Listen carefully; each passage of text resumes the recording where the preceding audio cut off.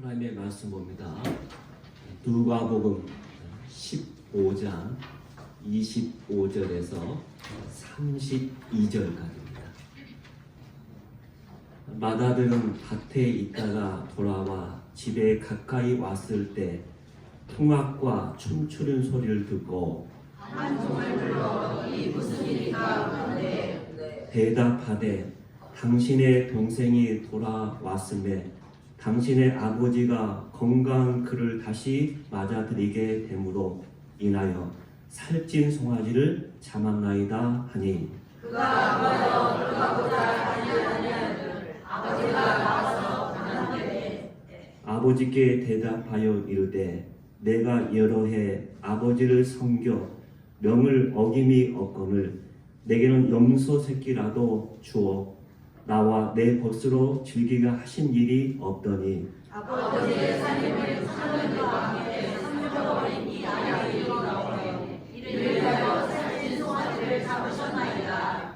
아버지가 이르되 예 너는 항상 나와 함께 있으니 내 것이 다 내 것이로되 이내 동생은 죽었다 살아났으며 내가 일어나 어디고 우리가 증거하고 기뻐하는 것이 아버지가 아니라 아멘. 영국의 유명한 소설가 A.J. 크론이라는 사람이 천국의 열쇠라는 책을 썼습니다. 여기에는 주인공 두 사람이 등장하는데 치셴과 안셀모라는 두 신부가 등장을 하게 됩니다. 근데 그들은 모두 같은 동네에서 같이 자란 친구입니다. 모두 같은 동네에서 자란 친구였기 때문에 계속 학교도 같이 다니고 친하게 지냈는데 나중에는 신학교도 같이 갔습니다. 그리고 둘 다 신부가 되었습니다. 그런데 그들의 생각과 삶은 전혀 달랐습니다. 치숑은 겸손하고 소박하면서 열린 마음을 가진 사람이었습니다. 결코 거짓과는 타협을 모르면서 사랑이 아주 많은 진실된 성직자였습니다. 그래서 그는 중국의 한 시골에 파송받아서 무려 35년 동안 헌신적으로 사역을 하게 됩니다. 그리고 나중에는 시골 성당에 와서 한 1년 동안 사명을 감당하다가 예롭고 쓸쓸하게 은퇴를 하게 됩니다. 그래서 사람들이 크게 주목을 받지 못했지만은 그러나 자기가 받은 그 사명에 따라서 소박하지만 진실된 성직자로서 최선을 다하며 자기의 사명을 감당했던 그런 사람이었습니다. 반면에 안셀모라는 사람은 그와 정반대의 사람이었죠. 굉장히 똑똑하고 사교적이고 정치적인 사람이었습니다. 그래서 출세지향적인 자기의 출세를 위해서는 어떤 일도 마다하지 않는 그런 사람이었습니다. 그래서 그는 또 사람들 앞에서는 이엄이고 품위를 갖추면서 많은 사람의 인기를 얻었고 카톨릭에서도 인정을 받아서 승승장구해서 그래서 최고의 자리까지 주교의 자리까지 오르게 됩니다. 그래서 모든 사람이 다 부러워합니다. 그는 성공적인 삶을 산 것처럼. 그런데 이 책은 이렇게 두 사람의 인생을 번갈아 소개하면서 우리에게 하나의 질문을 하게 됩니다.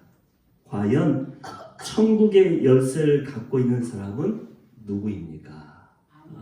이 두 사람을 쭉 소개하면서 과연 천국의 열쇠를 갖고 있는 사람의 삶은 누가일까요? 라고 질문을 하면서 그 책은 끝을 맺습니다. 여러분 우리의 모습 속에도 이 두 사람의 모습이 다 들어있다는 것을 우리는 절실하게 느끼고 있죠. 한편에는 어떻게 해서든지 세상적인 방법으로라도 출세하고 성공하고 싶은 그런 욕심이 있습니다. 반면 또 한편으로는 불의와 타협하지 않고 정직하게 진실되게 살고 싶어하는 그 마음도 있습니다. 그래서 성경을 보면 사도 바울도 이러한 두 마음 때문에 심히 번민하고 또 그가 갈등하며 살았던 사람임을 우리가 알 수가 있죠. 그래서 더욱 하나님의 뜻에 맞게 살려고 하는 사람, 정말 진실되게 양심적으로 살려고 하는 사람은 이 두 마음이 늘 싸우게 되어 있다는 겁니다. 그래서 로마서 8장 24절을 보면 이렇게 고백합니다. 다 같이 믿습니다. 오호라 나는 공고한 사람이다. 이 사망의 몸에서 누가 나를 건져내리까. 야, 나는 정말 공고한 사람이다. 왜 그렇습니까? 25절에 그 이유를 이야기하죠. 25절 다 같이 있습니다. 내 자신이 마음으로는 하나님의 법을, 육신으로는 제 법을 성취한다. 자기의 마음으로는 하나님의 법을 따라서 계속 살고 싶은데 육체를 입고 있는 이 땅에서의 삶을 가만히 보면은 여전히 내가 그렇게 살려고 했지만 또 제약된 삶을 살아가거든요. 내가 결심하고 또 결단하고 나는 이제 변했거니 라고 생각했는데 또 가만히 내 삶을 되돌아보면 여전히 변하지 않고 전혀 옛날의 그 모습으로 살아가는 자기의 모습을 보면서 너무나 힘들어하는 그의 모습을 볼 수가 있는 것이죠. 그래서 내가 새로운 법을 아는 순간부터 이제 두 마음을 더 나를 힘들게 했다는 거예요. 내가 예수님을 알기 전에는, 내가 새 법을 알기 전에는 이렇게까지 내가 힘들게 살지 않았는데 내가 오히려 믿음을 갖게 되니까 내가 두 마음 속에서 갈등 속에서 더 힘겹게 살아가는 이 현실이 너무나 힘들다는 거예요. 그런데 문제는 오늘날 대부분의 사람들이 이 전자를 지향하며 산다는 것이죠. 그래서 성공을 위해서라면 심지어 생명까지라도 해야 하면서 뭔가 자기의 출세하고 성공을 하려고 합니다. 자신의 유익을 위해서라면 서슴지 않고 무엇이든 하겠다는 거예요. 그래서 이제는 뭐 공정이니 정의니 정직이니 그런 것들이 참 옛날의 말처럼 그런 이야기하는 시대처럼 돼버렸다는 거예요. 그래서 오늘날 진행되는 모든 사회 현실을 보면서 우리는 더 그걸 느끼고 있잖아요. 누가 정직하게 말하는지 누가 거짓말하는지 모르겠어요.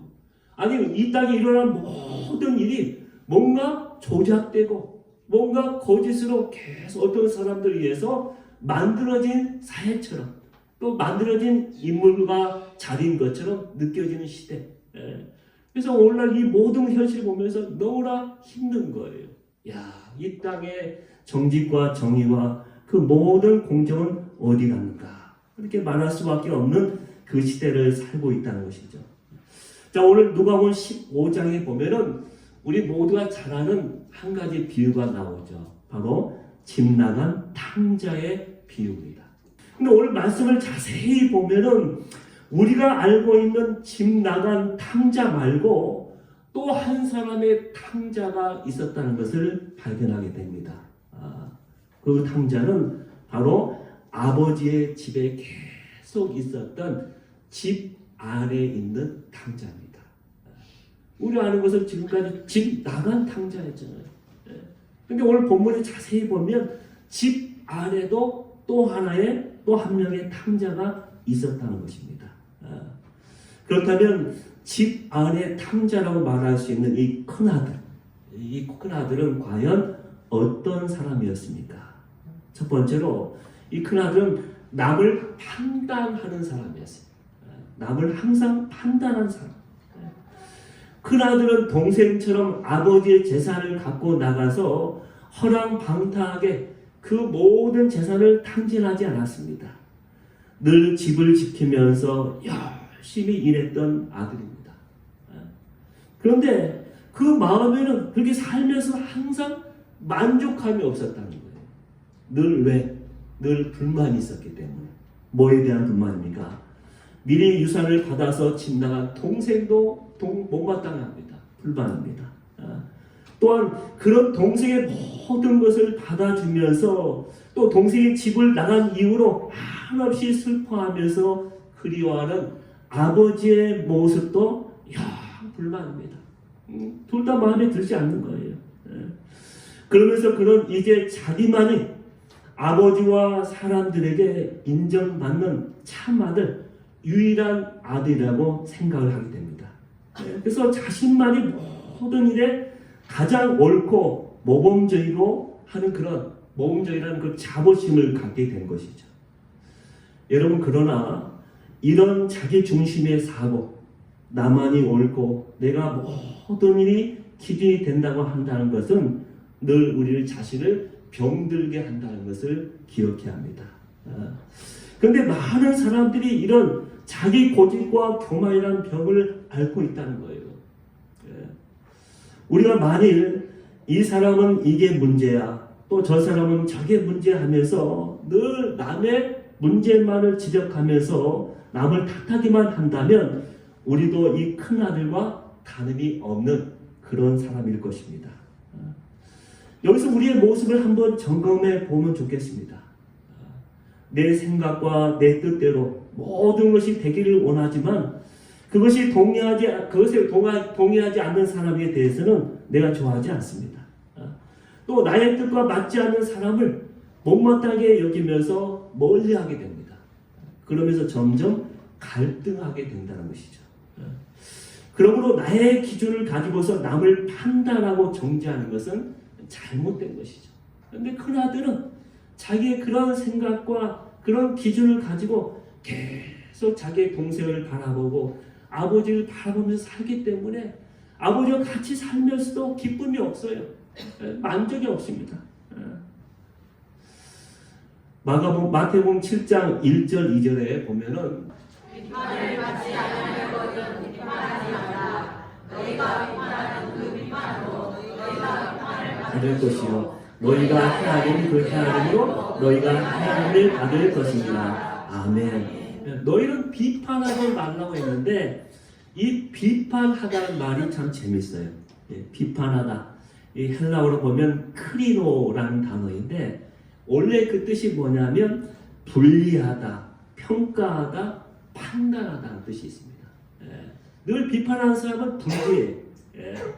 뭔가 사람이 의견을 다 내면 같이 공유하고 박수치고 같이 격려하며 뜻을 모아서 같이 가면 참 좋을 텐데 이 사람은 늘 그 사람들과 분리해서 자기를 생각해요. 계산하는 사람이에요. 내가 그것을 하게 되면 나에게 유익이 있는지 없는지 또 나 마음에 들지 않는 저 사람과 절대 같이 할 수 없다. 자꾸 분리됩니다. 그러면서 남을 평가하고 판단하는 사람이죠. 그럴 때는 그 옆에 늘 사람이 없는 거예요. 늘 사람이 없습니다. 여러분, 우리 모두는 하나님 앞에 죄인이고 허물 많은 사람이라는 것을 늘 기억해야 합니다. 늘 기억해야 해요. 근데 우리 스스로가 의롭다고 여기면서 비난의 돈을 들고서 자꾸 남에게 던지는 사람이 있습니다. 그런 사람은 바로 이 큰아들과 같은 사람이죠. 그래서 우리는 하나님 앞에서는 어느 누구를 막론하고 우리 모두가 죄인이다. 너도 그렇고 나도 그렇고. 그러면 참 마음이 편안해요. 늘 주님 앞에 설 때마다 나는 아무것도 아닙니다. 그러기에 주님의 은혜와 사랑이 필요합니다. 이렇게 고백해야 하는 것이죠. 그럴 때 비로소야 아버지 집 안에 있으면서 기뻐하며 만족하는 삶을 살아갈 수가 있을 것입니다. 내가 집 안에 있으나 그 가운데 기쁨과 만족이 없다면 무슨 소용이 있겠습니까? 둘째로 이 큰아들은 늘 분노하는 인생이었어요. 늘 화나는 인생이었어요. 오늘도 큰아들은 열심히 일하고 집에 돌아오는데 아니 집 안에서 갑자기 풍악 소리가 나고 소란스럽습니다. 그날 큰아들은 한 종을 불러서 물어봅니다. 이게 무슨 일이냐? 동생이 떠난 이후로 늘 우울하고 슬퍼만 하셨던 아버지셨는데 도대체 집안의 이 풍악 소리는 무슨 일이냐고 묻는 것이죠. 종이 대답합니다. 15장 27절입니다. 15장 27절 다 같이 읽습니다. 당신의 동생이 돌아왔음에 당신의 아버지가 건강한 그를 다시 받아들이게 됨으로 인하여 살찐 소망을 자랑하리이다. 지금 동생이 돌아왔고 아버지가 그를 위해서 잔치를 베풀었다고 하는 거예요. 근데 그 말을 듣자마자 이 큰아들의 반응이 뭡니까? 15장 28절에 이렇게 이야기하죠. 그가 노하여 들어가고자 하지 아니하거늘 아버지가 나와서 권한대. 그가 노했다 그랬어. 성경에 보면 노했다. 분노했다라는 뜻인데 이 노하다는 뜻이 뭐냐면 오르기조라는 단어인데 원래 뜻이 뭐냐면 콧구멍을 벌른거리다라는 뜻이 있습니다. 재밌죠? 자, 이게 뭐냐면 무슨 뜻이냐면 잠시 일시적으로 격앙된 감정에서 나온 분노가 아니라 자기의 깊은 곳에서 올라온 분노, 노여움을 이렇게 말하고 있다는 거예요. 잠시 화는 게 아니에요. 오랫동안 그가 계속 분노하고 있었던 거예요. 그러자 이제 그런 일이 딱 일어나게 되니까 그 분노를 한꺼번에 다 분출시키는 거예요. 그게 여기에 나오는 오르기죠. 이 분노하다는 뜻입니다. 분노하다. 그러니까 분노합니다. 그러자 아버지가 나와서 큰아들을 권했다고 말씀드렸죠. 이 권하다는 뜻을 단어를 보게 되면 파라클레오라는 단어인데 이 단어는 두 단어가 합성돼 같이 합해진 단어입니다. 파라 옆에 서서라는 뜻입니다. 칼레오 말하라는 뜻입니다. 다시 말해서 옆에 서서 다정히 이야기하거나 또는 친절한 말을 건네는 것을 의미합니다. 그러니까 아버지가 큰아들이 막 분노한다고 해서 너 못돼 너 같이 분노한 게 아니라 친절하게 살살 달래면서 사랑으로 어르고 있는 그 아버지의 모습을 가리키고 있는 거예요. 그런데 이 권하는데 어떻게 권하느냐? 이 원래의 단어를 보게 되면 시제가 미완료입니다. 미완료. 아버지가 권하는데 한 번 하고 마는 게 아니에요. 계속 권하는 거예요. 계속. 큰 아들에게 또 이야기하고 또 이야기하고 또 이야기했다는 거예요. 지금 형은 인정이라고는 전혀 없죠. 일과 자신밖에 모르는 이기적인 사람임을 여실하게 이 장면에서 보여주고 있는 것이죠. 그런 아버지에게 격렬하게 항의하기 시작합니다. 어떻게 항의합니까? 15장 30절에 이렇게 합니다. 아버지의 사랑임을 창녀들과 함께 삼켜버린 이 아들이 돌아오네 이를 위하여 살찐 송아지를 잡으셨나이다. 여기 보면 여기에 지금 이 돌아온 아들 이 형은 지금 돌아온 아들을 사랑으로 품어서 잔치를 베풀고 있는 그 아버지에게는 전혀 관심이 없어요. 그 아버지가 왜 그렇게 하셨는지 묻지도 아니하고 그 아버지의 마음이 어떠했을지 그게 생각지도 않습니다. 그의 눈에는 단지 뭐가 보이는 거예요? 오늘 말씀 30절 보니까 뭐가 딱 눈에 띕니까?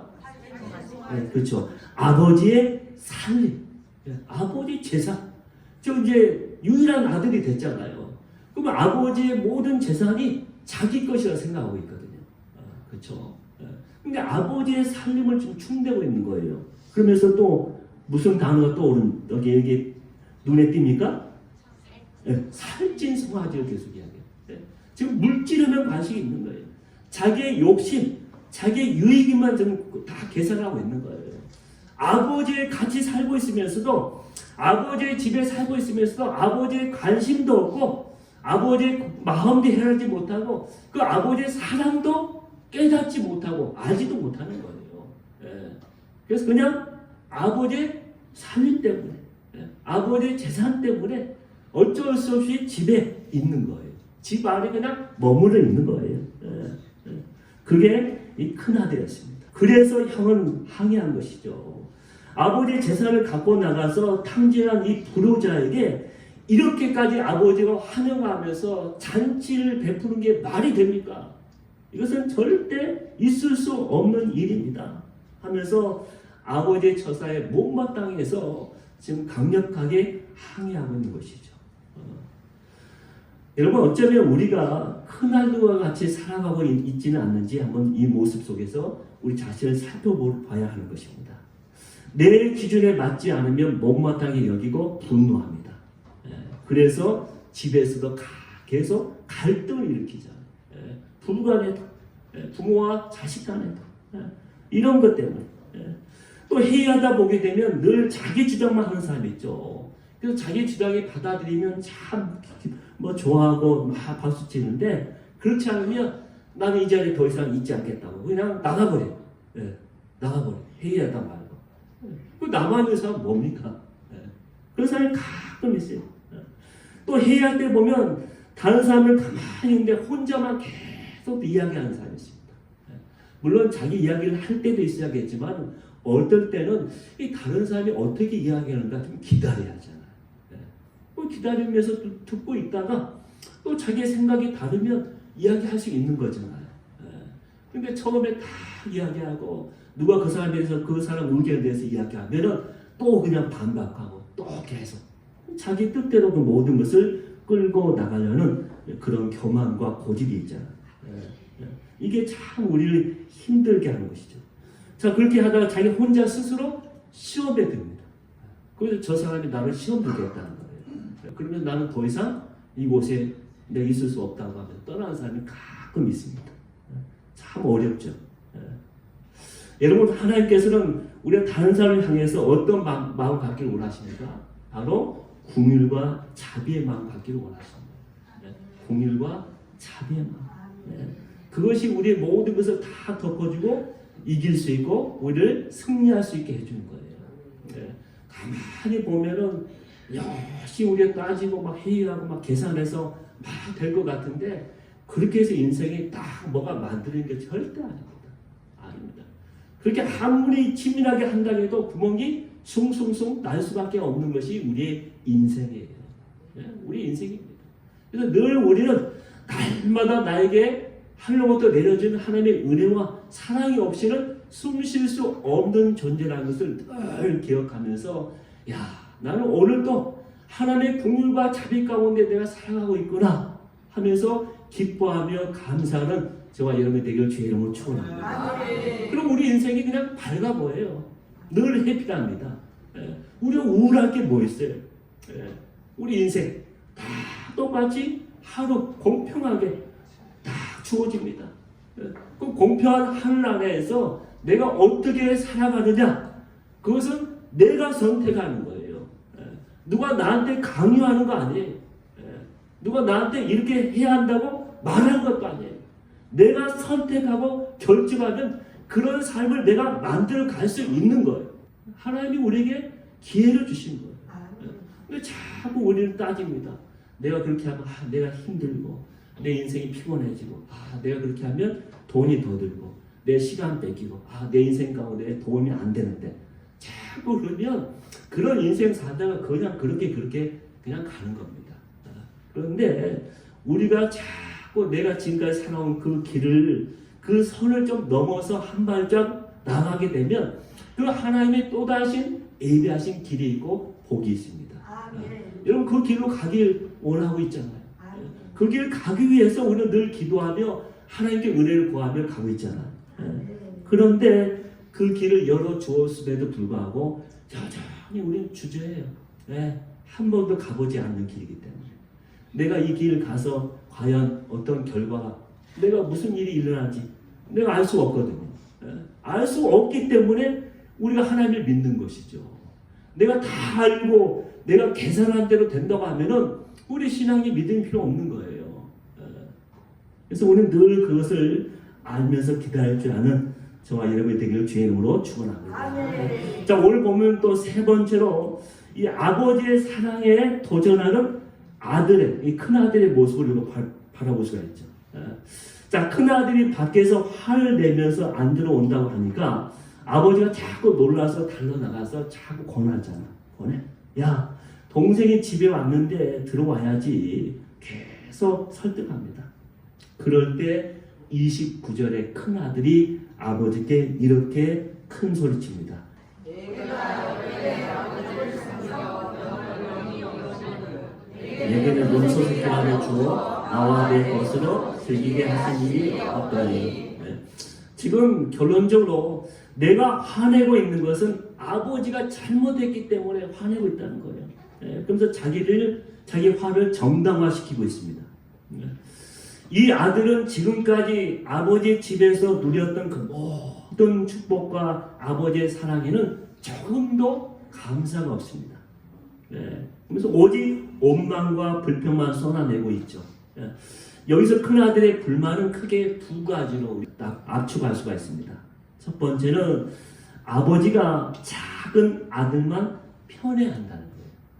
작은 아들만 편애한다.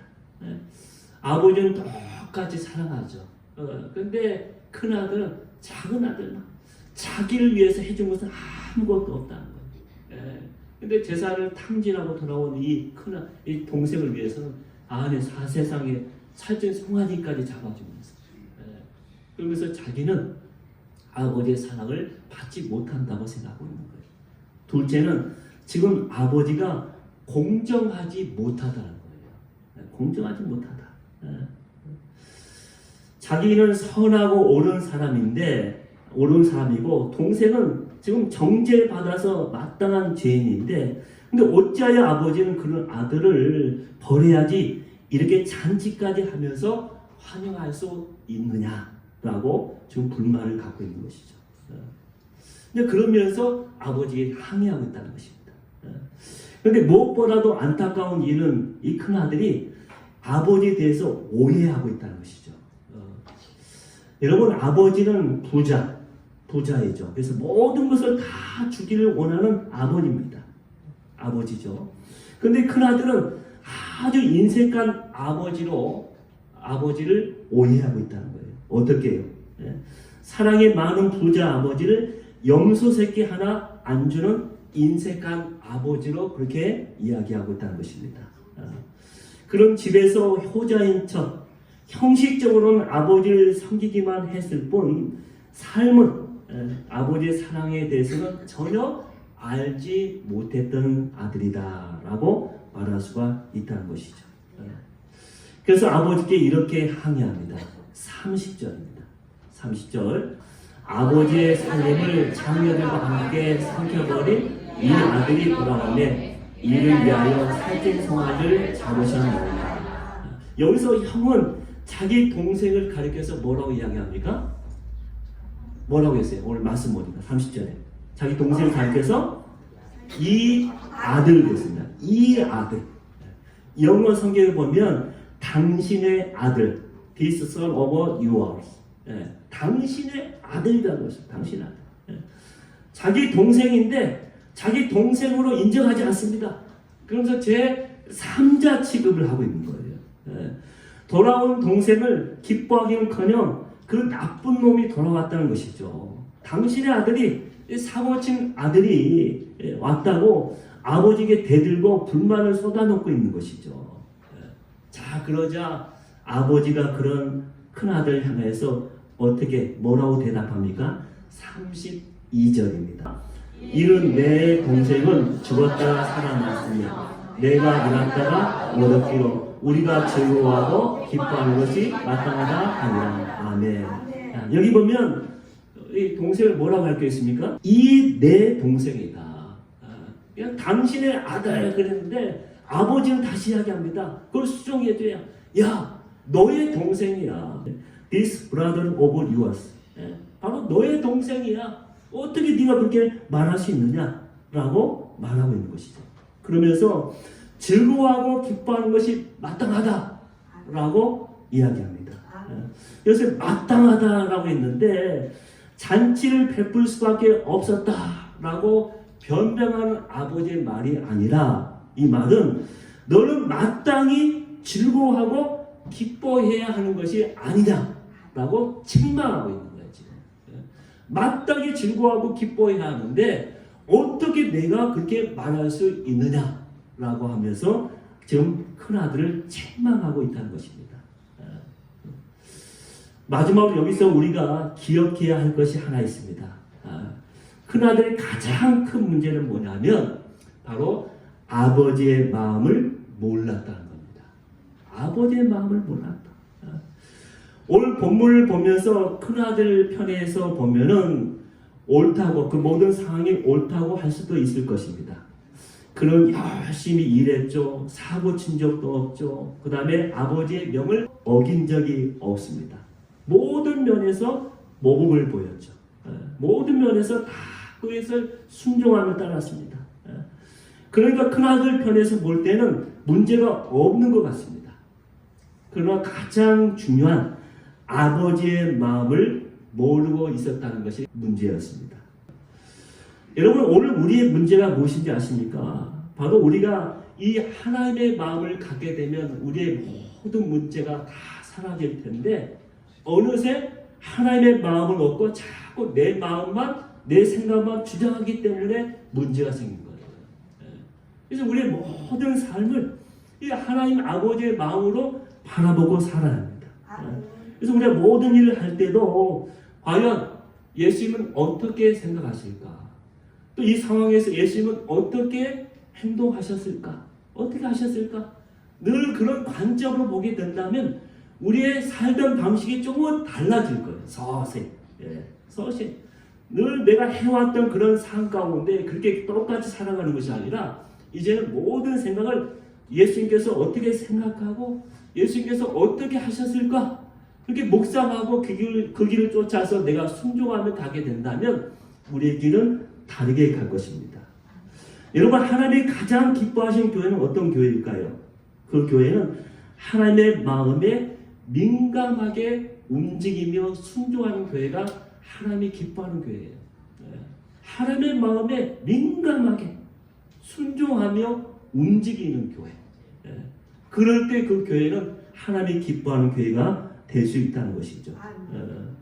그러기 위해서는 내 중심적인 생각과 모든 주장을 내려놓아야 합니다.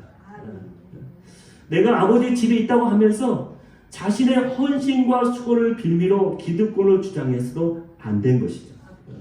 그리고 언제든지 세상의 모든 사람을 아버지의 사랑과 아버지의 용서로 품을 수 있어야 합니다. 왜냐하면 그것이 바로 하나님 아버지의 마음이기 때문에 그렇다는 거예요. 주님은 이 땅에서 우리에게 분명하게 새로운 계명을 주셨습니다. 옛 계명이 아니라 새로운 계명이라고 말씀하셨어요. 요한복음 13장 34절입니다. 새 계명을 너에게 주노니 서로 사랑하라. 내가 너희를 사랑한 것 같이 너희도 서로 사랑하라. 아멘. 새 계명이 뭡니까?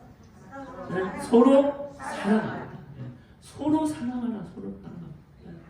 근데 서로 사랑하는데 하나님, 예수님, 우리 어떻게 사랑해야 할까요? 여기 말씀 보니까 내가 너희를 사랑한 것 같이, 내가 너희를 사랑한 것 같이. 여러분, 예수님께서 저와 여러분을 어떻게 사랑하셨습니까?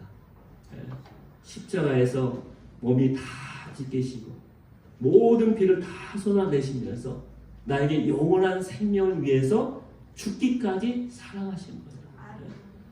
그 하나님의 사랑, 그 주님의 사랑을 내가 안다면 내가 어떻게 살아야겠습니까? 또 내 옆에 있는 사람을 내가 어떻게 대해야 하겠습니까? 그 답은 너무나도 명확한 거예요.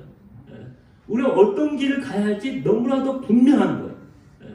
근데 자꾸 주님께서 나를 어떻게 사랑하셨고 나를 어떻게 품어주셨는지 자꾸 우리는 깜빡깜빡해요.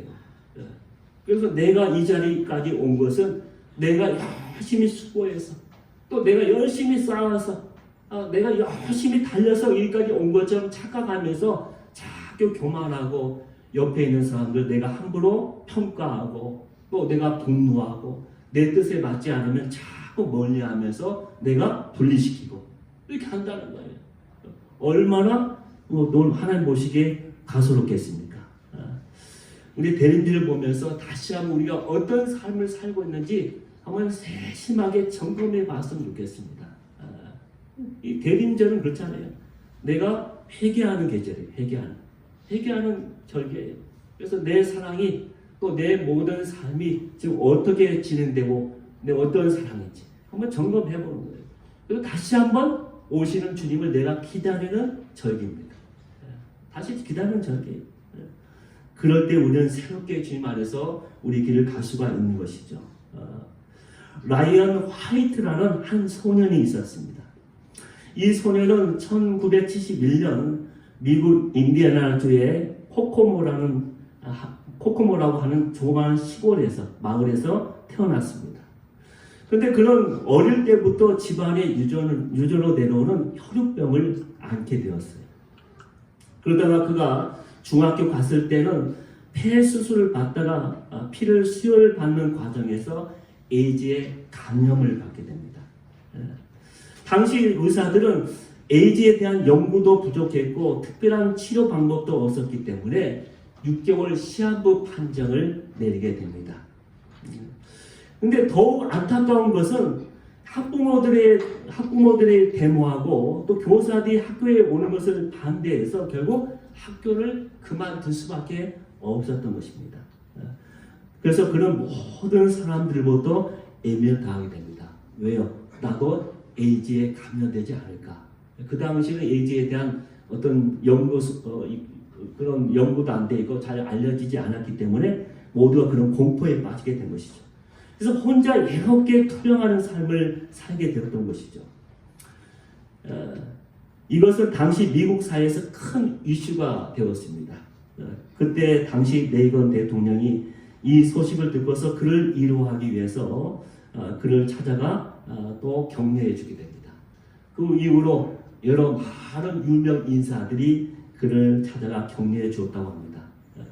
그러다가 그가 죽음이 눈앞에 다가왔을 때 이 아버지가 아들 손을 꽉 붙잡고 울면서 이렇게 마지막으로 이야기했답니다.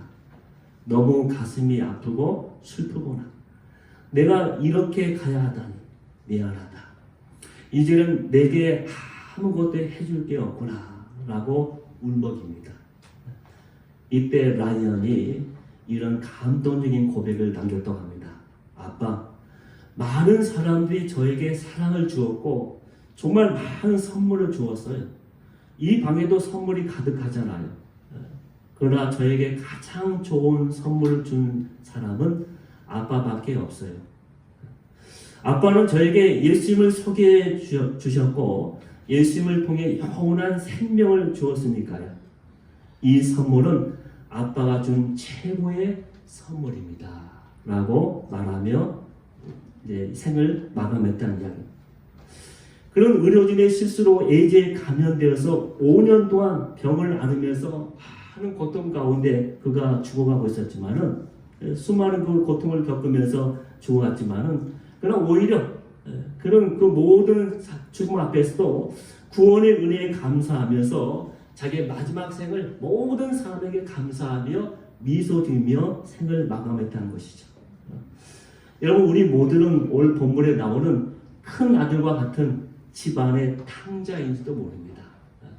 아버지 집에 있으면서 그 모든 것을 누리면서 그 모든 것을 내가 다 정말 그 가지면서도 여전히 감사하지 못하고 그 은혜를 모르는, 그 여전히 남을 향해서 평가하고 분노하고 또 아버지의 그런 마음을 헤아리기보다는 오히려 오해하고 내 함부로 정죄하는 그런 큰아들. 우리가 대림절을 보면서 다시 한번 우리 자신이 회개하며 주님 앞에 다시 한번 주님의 오실 날을 준비하는 마음으로 이 대림절을 맞이하는 저와 여러분이 되기를 주의 이름으로 축원합니다. 기도하겠습니다.